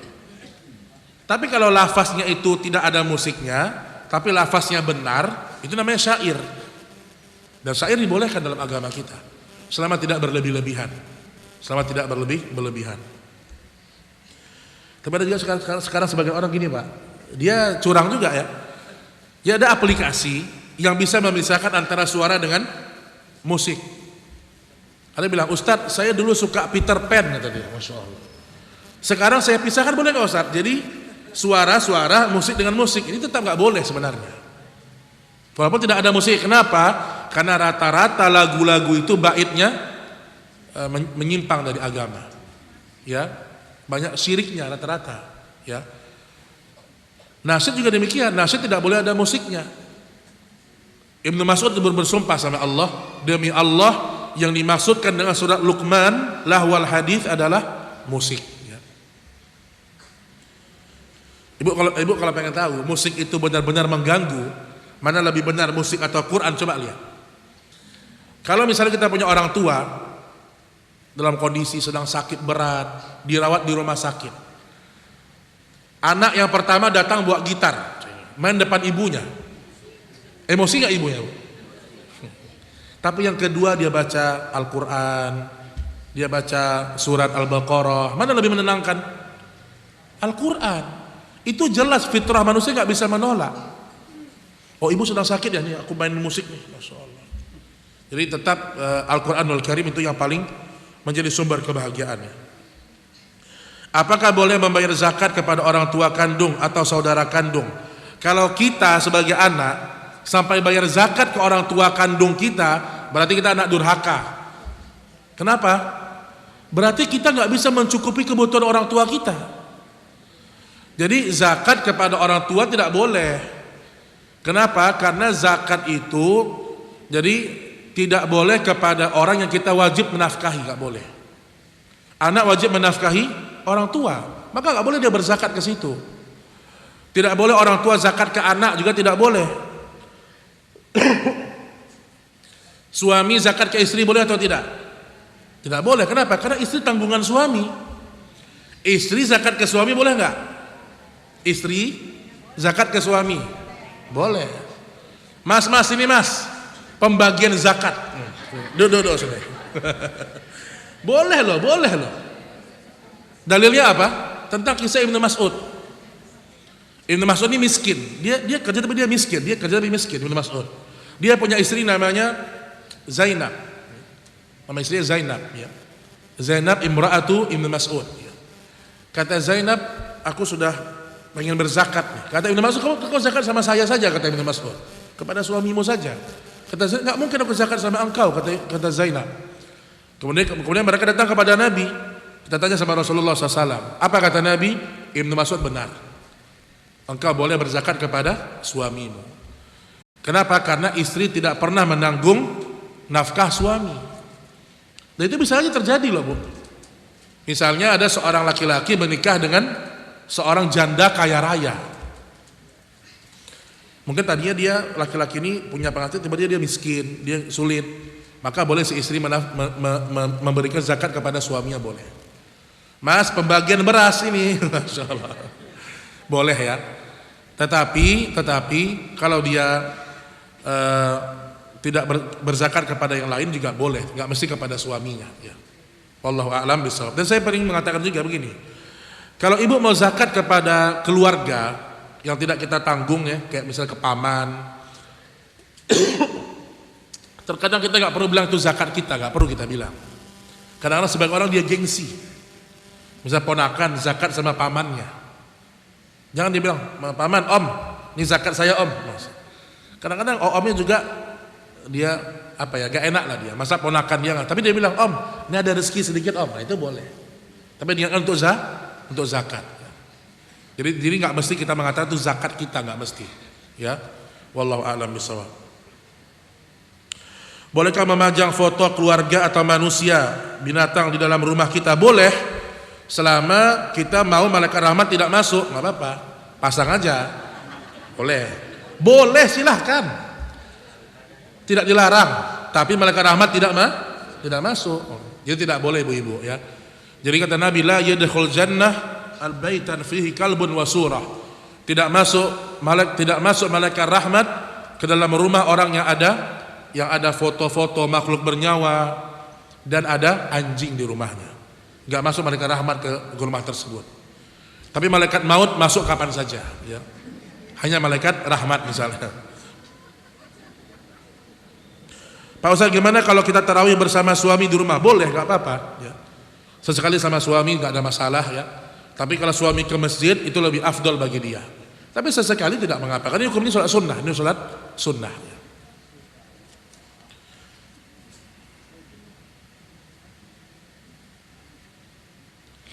Ustaz tolong motivasi anak-anak yang memiliki kehafalan Quran untuk memurojaah di dalam sholatnya.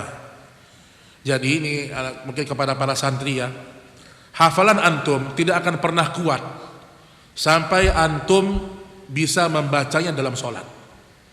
Jadi hafalan Quran itu ya, yang paling lemah kekuatannya itu yang dihafal sendiri, diulang sendiri, itu paling lemah. Walaupun dia hafal juga, hafal 30 juz, tapi dia baca sendiri, hafal sendiri, itu tingkatannya paling remah, dhaif itu hafalannya. Nah kalau dia pengen lebih kuat hafalannya supaya lebih mutkin ya, maka dia setorkan ke guru, maka naik tingkatan. Maka beda loh Pak, hafalan yang sudah disetorkan dengan yang belum itu kualitasnya berbeda, beda kualitasnya. Jangankan itu, kalau kita punya pengalaman menghafal Quran nih, ada orang murojaah gini biasanya. Dia murojaah sambil buka gini, dia nggak baca. Innalil muttaqina mafazan hadaiqa wa a'naban wa, dia nggak baca nih, tapi dia pegang begini. Ini ada ketergantungan nanti. Nanti kalau kata gurunya coba letak di bawah, kadang-kadang dia lupa. Jadi ada ketergantungan, megang gini ini ada pengaruhnya di secara psikis ya. Makanya saya sering mengatakan kepada santri kalau pengen murojaah itu jangan pegang apa-apa, lepas saja. Kadang pegang gini aja itu ada ketergantungan sama hafalan kita. Kebiasaan, jadi seakan-akan kalau nggak pegang nggak pede gitu. Nah kalau sudah disetorkan itu makin kuat hafalan, itu makin kuat. Nah yang paling kuat itu kalau sudah dibaca dalam sholat. Jadi hafalan sudah dibaca dalam sholat, di murojaah dalam sholat itu lebih kuat. Dalilnya apa? Hadis Nabi SAW, idza qama sahibul Quran faqara'ahu bil laili wan nahar dzakarah wa illam yaqum bihi nasiyah. Kalau ada sahibul Quran, dia salat malam, dia baca hafalannya, dia akan selalu ingat kata Nabi. Kalau dia tidak salat malam, maka dia akan melupakan hafalannya tersebut. Maka saya sering kalau ada guru Quran saya interview nih untuk melamar sebagai guru, saya tanya satu aja. Kapan terakhir kali tahajud? Oh udah lama Ustaz, udah 2 tahun yang lalu. Ini pasti mantan hafiz ini. Tahu mantan hafiz? Mantan penghafal Quran. Ada orang dua. Berapa hafalannya? 30 juz Ustaz. Tapi ini bahaya nih. Tapi yang ingat cuma 3 juz, Masya Allah. Mantan penghafal 30 juz. Jadi yang hafiz itu banyak, tapi yang mantan hafiz lebih banyak. Ada lagi sebagian guru Quran itu murid setiap tahun nambah 3 juz, dia setiap tahun kurang 3 juz. Guru Quran karena terlalu sibuk ngajar, dia lupa murojaah. Jadi santri tadi yang menghafal jangan buru-buru, dikit-dikit aja. Tapi yang sudah dihafal dipertahankan. Harus mutkin ya. Biarlah punya hafalan 5 juz tapi mutkin, bisa dibaca daripada 30 juz tapi ngambang semuanya. Yang paling penting itu mutkin hafalan itu yang paling bagus ya. Wallahu a'lam bishawab.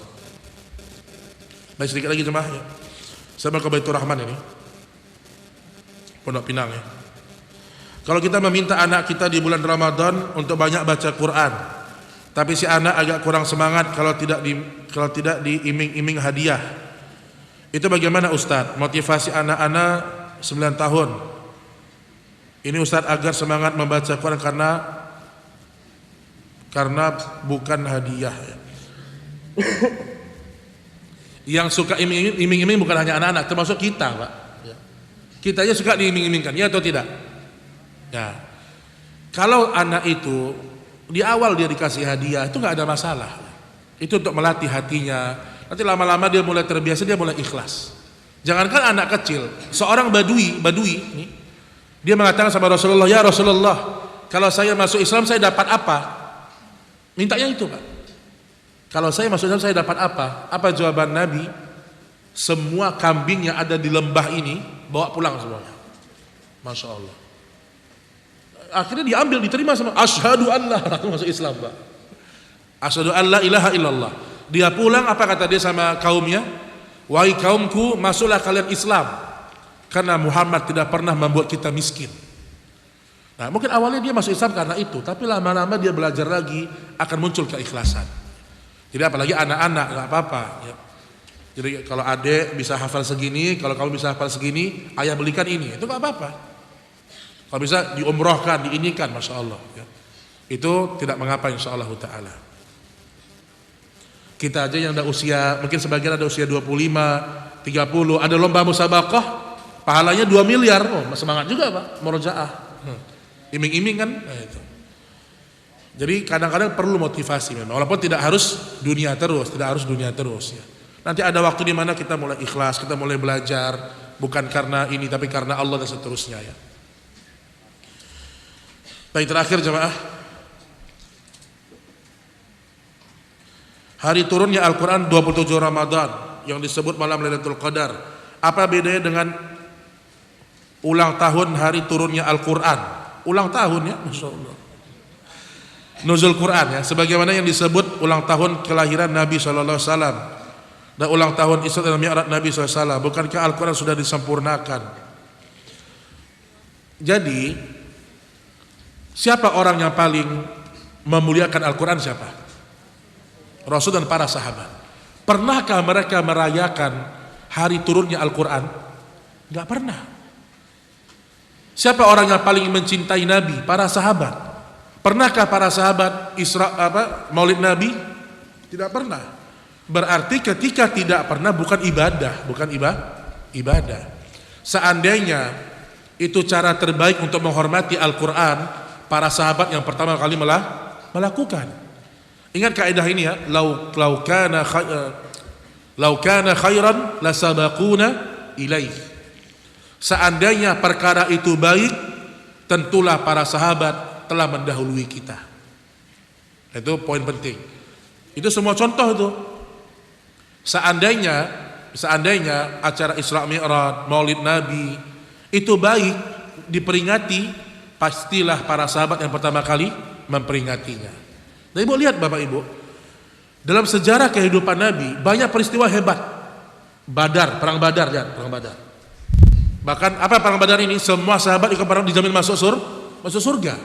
Tapi ada nggak acara peringatan ahli Badar? Ada nggak? Nggak ada. Ada nggak haul peringatan Badar? Ada? Nggak ada.